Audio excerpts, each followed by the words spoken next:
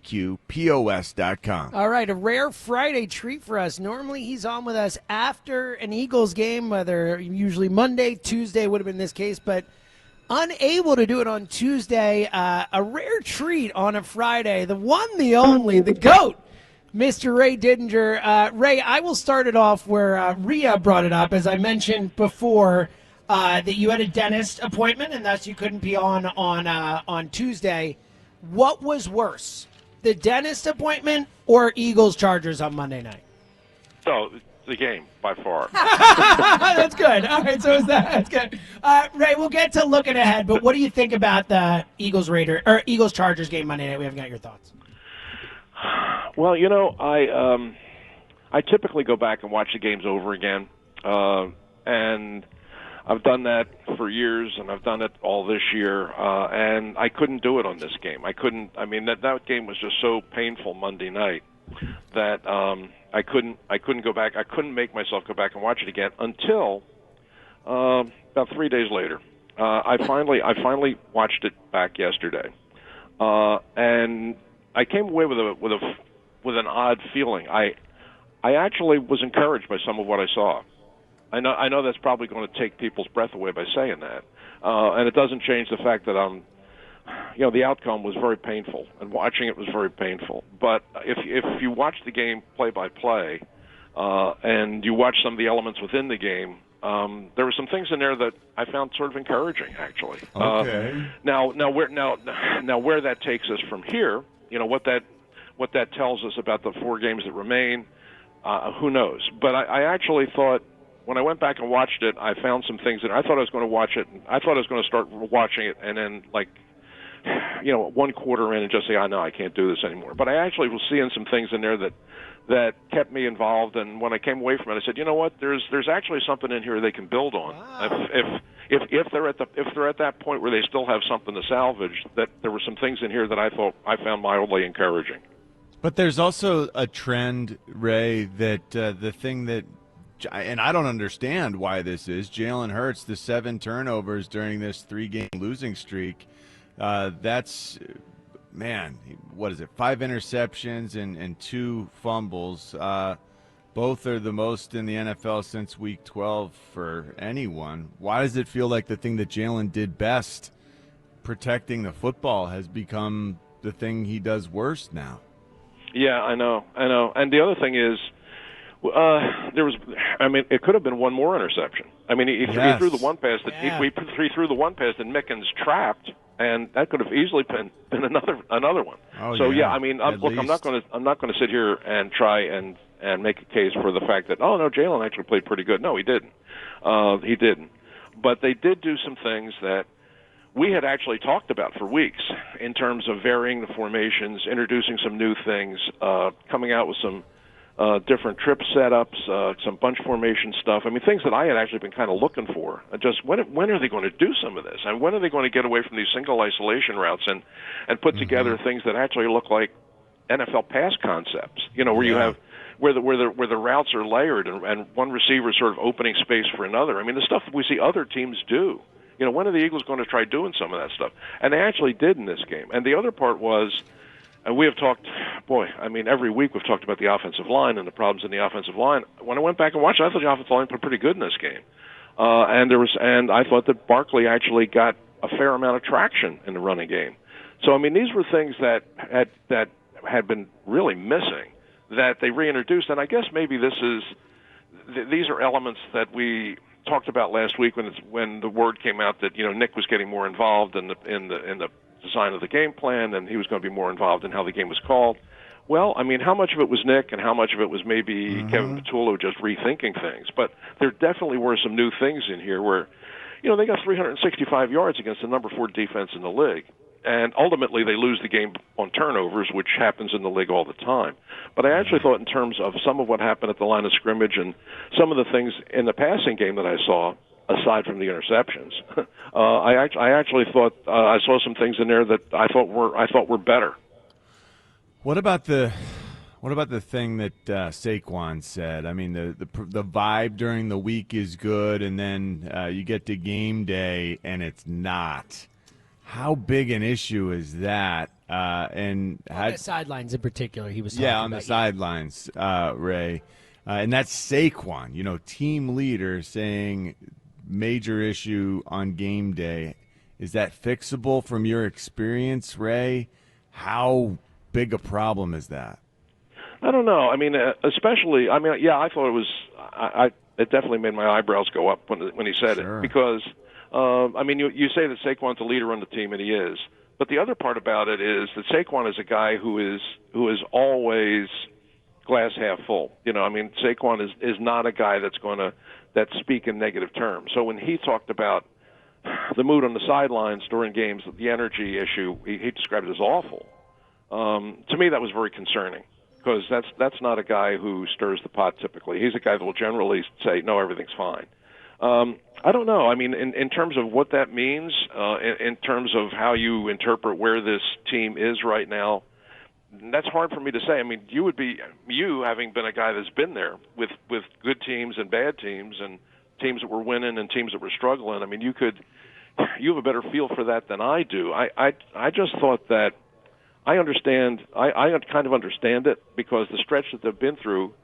I mean, they're defending Super Bowl champs. I mean, you came into this season as everybody's number one team, and nobody thought what you did last year was a fluke. I mean, coming into this year, everybody said you have the best team, you have the best roster in the league, and here you are with really a team sort of without an identity right now. I wouldn't expect there to be great energy.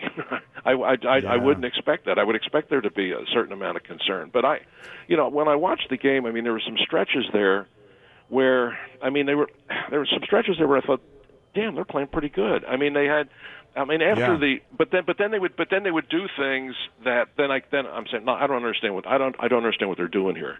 Just when they would start to do things that you'd say, okay, this is encouraging right here. Then they would do stuff that I don't understand. For example, after the fake tush push flip to Barkley where he goes in for the touchdown, where they take the lead for the first time.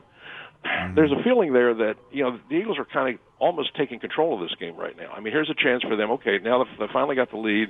You make a big play like that. Start of the fourth quarter.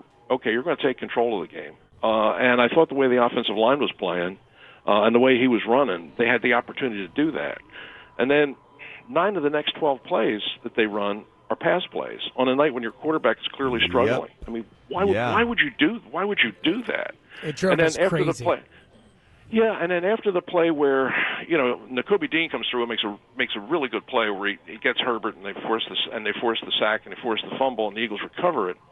They get the ball at their own 42, and the next 4 plays are Barkley for 9, Barkley for 5, Barkley for 13, Barkley for 3. Then they bring Bigsby and he runs for 4. Now you got the ball at the 2-yard line and you start passing it. I mean that just there were things just when you started to think that. Things are sort of going their way now, and this is starting to look like the Eagles team that I expected to see. Then we get back to the play calling issue. Why going into the fourth quarter when Barkley breaks a big run, do you basically put him on ice for the rest of the game? Doesn't make sense. Yeah. And you get a big turnover, and your offensive line is really starting to take charge at the line of scrimmage, and Barkley's getting good yardage, and then you get it down to the 2, and now you're going to start to pass. I mean. That to me, I guess that's sort of the conflict within this game. There are certain stretches in there where you say, this is encouraging, this is good, this is better. But then it gets to a point where all of a sudden the decision-making sort of gets away from that.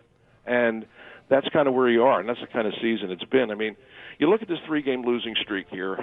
I mean, if you just get down to the basics of it, it's not that hard to explain. I mean, last 3 games they've turned it over 9 times and have had 27 penalties. I mean, you just apply those numbers. That'll do it. You just apply those numbers to any team in the NFL, be they 1 or be they 32. I mean, you're going to lose games if you're turning the ball over at that rate and you're committing 3 that many times penalties. a game, yeah. Yeah, and also against and. I heard you yesterday, James, when you said something I don't think people really think about that much, which is, I mean, you look at the teams over the last 5 when you're trying to assess how the quarterback's been playing. Well, you got the Packers are a 9-3 team, the Lions are an 8-5 team, Bears are a 9-4 team, Chargers are an 8-4 team. These are good teams, and you can't play that kind of football against those teams and expect to win. You just can't. Now, starting this weekend. out of your last 4 games, you're playing 3 games that are eminently winnable, and I would expect them to win. And if they play the way they played in San Diego, and I'm saying San Diego, in LA, and you remove and you just protect the football better, you should certainly win them and then go into the playoffs. But as depressed as I was after the game on Monday night, and I was to the point where I refused to watch it again for a couple of days. When I went back and watched it again, I actually saw some things in there that gave me a little bit of hope. Well, speaking of San Diego, when watching that quarterback, Justin Herbert, carry the ball 10 times for 66 yards, Ray, just made me wonder why our quarterback seems to be so hesitant to do it. And this week, I finally saw the hesitance on the field. I don't understand why. He has 2 speeds, but he had the ability to dig deeper and run faster with the ball under his arm in overtime. But in total, he only carried the ball 4 times for 8 yards. It was 4 for 8, yeah. On the day. Why? I don't know. So little? Why, when it can work the way that it did in overtime, and you scramble and you get, I don't know what it was, 25 yards or something like that. Why aren't we doing more of that, Ray? Yeah, I know. I had that watching that play in real time and then watching it again. He had a real burst when he took the ball, and yeah, it really looked. In fact, to me it was like an eye widening, almost to the point where my eyes went, "Whoa, what is that?" It was like it sort of reminded me that I hadn't seen that for a while. Wow, wouldn't that be nice to incorporate? Yeah. It really was. He really ran that one like the Jalen that we knew, 3-4 years ago. Back when we saw him against the Saints, and we're saying, "Holy cow, no one can stop this guy." Very first time we ever saw him. Yeah, I think that is it a question of is there some sort of physical attrition over time, which happens? That's part of football. Is it that, or is it something in his mind? There's some of it. I think is really almost a lack of decisiveness. Sometimes, like he can't really commit to it, or he isn't ready to commit to it, and so there's a little bit of a hesitation in his takeoff. But there certainly wasn't on that play, and you saw on that play that he absolutely, when the play is called for him to run it and he sees the gap, he can hit it very much the way he did before. And that has been an element that's been lacking in this offense this year. That's part of who he is. That's part of why he's been effective. That's a big part of why he's run. That's why he's hard to defend. And you have almost removed that element from their offense. It's almost like that's not something defenses have to worry about anymore, which makes the rest of that offense harder to execute. Ray, final thing, kind of been talking about all day, and you just alluded to seeing some positive things after watching the film and all that, but do you expect us to see a better Eagles team on Sunday against a team that, they should handle? But I think a lot of Eagles fans are not confident that's going to happen. I know, and I understand that. I understand if people feel that way. It is hard to have a whole lot of confidence in this team right now. But as I said, I came away from reviewing this game encouraged by some of the things that I saw, I certainly think after having watched a little bit of the Raiders this week that this is the team that the Eagles should just walk through. Now, if they turn it over 5 times, they're not. But if they in terms of just how you line up 11 on 11 against this team, it really should be no contest. The Eagles should win this game handily, and they should handle Washington handily twice in the next 3 weeks. So, if they do that and they win 3 of the next 4, and they go into the playoffs as an 11-6 team, then we reset, and then we go back and we try and assess. Okay, here are the matchups, here are the games, here's how many times they're going to be at home, here's who they're going to draw. And then we rethink the whole thing. Now, I didn't expect us to be here at this point in the season. I thought they'd be playing a lot better at this point because I still think that that's a good roster. but they haven't found that rhythm yet. And I thought there were stretches in this game again against a good defense on the road where I thought that things began to fall into place. Things in the offense, I guess the best way of putting it is there were elements in the offense and there were times within the offense and stretches of the offense that to me looked coherent. They looked to me like, okay, I understand what the play calling is here. I understand what you're building. I understand why this play will set up the next play and how it plays off the series of the past. I mean, that kind of offensive coherence and flow has been lacking in this team really pretty much all year. And I thought I saw it in stretches in the game on Monday. So if they can keep that going, but just do better care of protecting the football, yeah, I think this team can get back on track, and I certainly think that they've got the right opponent coming in here on Sunday.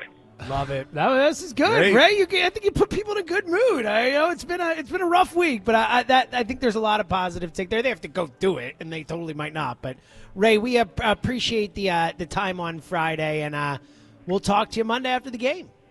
Always look forward to it. Take care, guys. Have a great weekend. Thanks, Bye-bye. Ray.